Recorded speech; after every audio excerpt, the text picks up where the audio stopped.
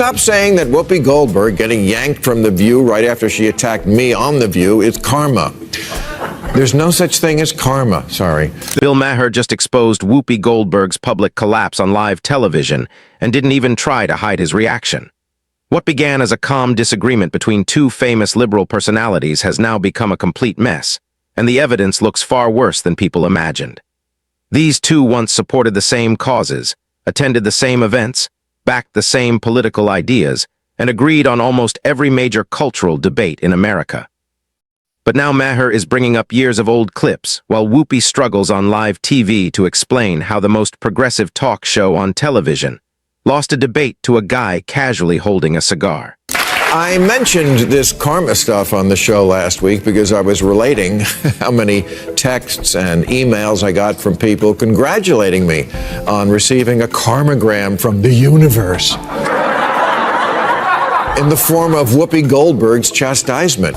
So I thought this would be a good time for a little tutorial on karma, which, as Americans understand it, is nothing more than an extension of the common logical fallacy called post hoc ergo propter hoc. Pay attention to what he did there. He grabbed the same joke his supporters were celebrating and flipped it back on them with a lecture about logic and philosophy. That basically explains Maher's personality in less than 20 seconds. He avoids taking the simple victory because easy victories usually make people sound foolish later on. But this is why the moment actually matters. Even while protecting Whoopi from the karma crowd, he still reminded viewers why that crowd formed in the first place. This fight didn't suddenly begin recently. It started years ago when Whoopi publicly scolded Maher for criticizing the non-stop fear pushed by the media during the pandemic. News sources have to rein it in. Everyone knows Corona is no walk in the park, because you literally can't walk in the park. But at some point, the daily drumbeat of depression and terror veers into panic porn. Enough with the "life will never be the same" headlines. And stop showing us this. You know, everything looks scary when you magnify it 1,000 times. Here's a pubic hair. Boo! Last month, the Washington Post ran the headline, "It feels like a war zone," with this picture. This is not a war zone. This is a man with a box of eggs. And I've never seen a war zone with this much bacon. That video clip aged perfectly and completely destroyed the narrative around it. Every joke connected because the non-stop fear campaign was obviously real. Maher became one of the few mainstream personalities willing to openly laugh at the craziness while it was happening. But the biggest crime in modern liberal television is not saying something incorrect. It's refusing to follow the approved script. Maher stopped following the script, and the women sitting around that table instantly came after him.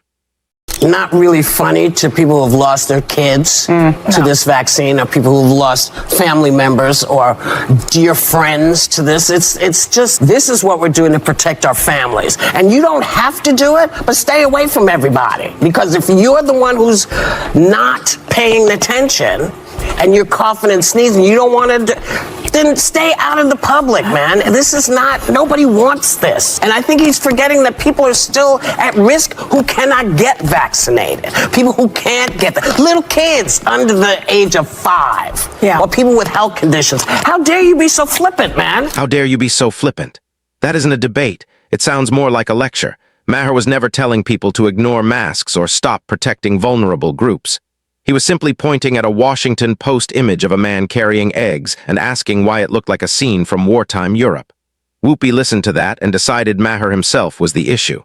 And once the View labels you as the problem, they never really let it go. That's what later created the whole karma discussion, because eventually the same studio that criticized Maher ended up turning against Whoopi too. Stop saying that Whoopi Goldberg getting yanked from The View right after she attacked me on The View is karma. There's no such thing as karma, sorry. Sorry, but life is random. The only word to describe it when a big game hunter gets trampled by an elephant and then eaten by lions is hilarious. That comparison was savage. He defended her freedom to speak and then instantly compared her to a hunter destroyed by the very animals she once controlled. The reason it worked is because Whoopi spent years supporting cancel culture against other people. The second she stepped into her own controversy, the same machine came back at her just as aggressively. After that, Maher moved into the section that truly split the Democratic coalition apart. They don't want your pity. And black people can't afford to indulge rich white people's need to endlessly flagellate themselves. They just want prices to go down and good jobs and the police when you call them. That single statement cuts like a knife. Lower costs, stronger jobs, reliable public safety. That basically sums up the entire election conversation in only a few words. Maher's argument is straightforward. The people progressive elites claim to represent are tired of being used as moral symbols. They don't want non-stop speeches about America's conscience.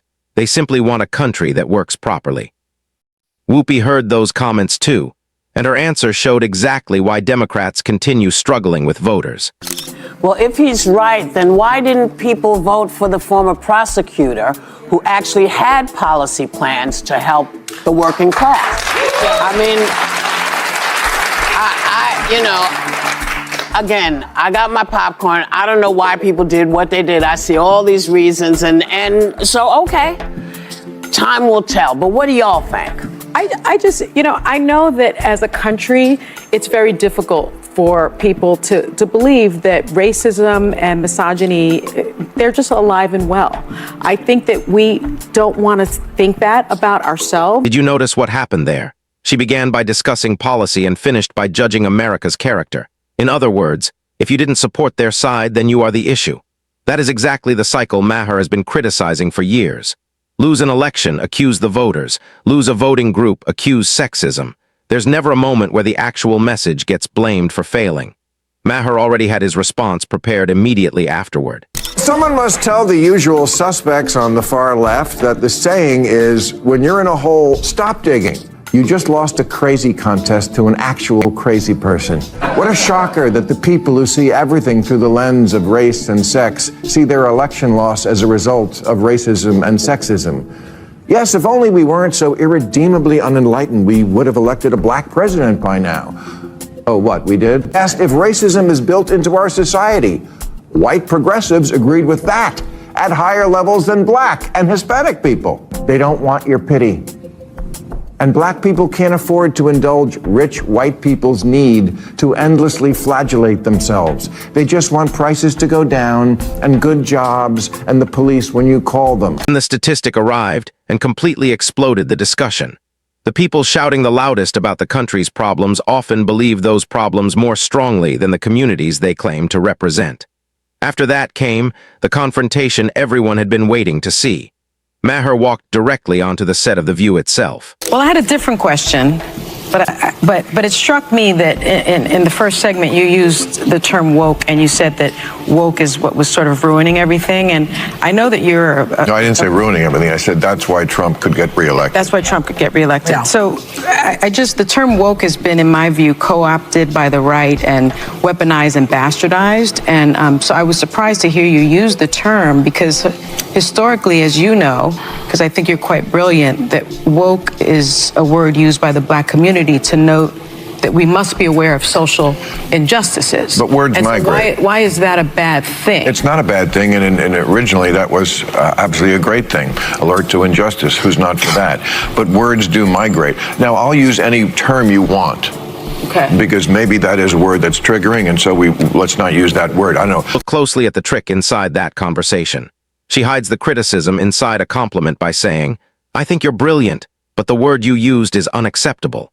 Maher refuses to defend the actual word. Instead, he basically says use whatever label you want. The real issue behind the word still exists either way. Then he completely changed the energy by tossing the argument directly back onto their own couch. You could actually feel the atmosphere change, because the discussion suddenly stopped sounding like normal culture war entertainment. It exposed a serious divide inside the Democratic coalition that nobody sitting at that table wanted to openly discuss on television. Then Maher delivered the sharpest mic drop moment from the entire interview.